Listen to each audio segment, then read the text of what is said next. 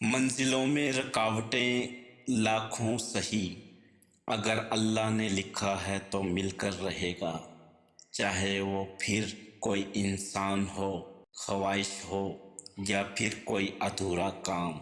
آج اگر زندگی مشکل ہے تو کل کی آسانی کا وعدہ بھی اللہ نے کیا ہے۔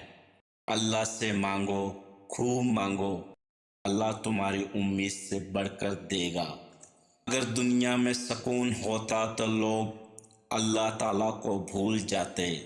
سکون تو صرف ان لوگوں کے پاس ہے جو اللہ کی رضا کو اپنی رضا سمجھتے ہیں۔ آپ کی مشکلات اور ان کے حل میں اتنا ہی فاصلہ ہے جتنا آپ کے ماتھے اور سجدے کی جگہ کے درمیان تک کا فاصلہ ہے۔ کسی سے نہ ڈرو، نہ جھکو، نہ مانگو، یہ سب لوگ فقیر ہیں۔ اللہ سے مانگو، وہ غنی اور بادشاہوں کا بادشاہ ہے۔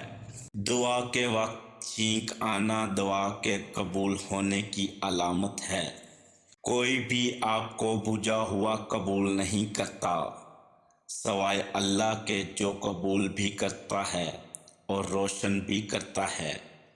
قرآن پاک بار بار یہ گواہی دیتا ہے کہ نا امید نہ ہو، کمزور نہ پڑو، غمگین نہ ہو، بے شک اللہ ہر چیز پر قادر ہے۔ کچھ لوگ اپنی آکڑ کی وجہ سے قیمتی رشتے کھو دیتے ہیں اور کچھ لوگ رشتے بچاتے بچاتے اپنی قدر ہی کھو دیتے ہیں۔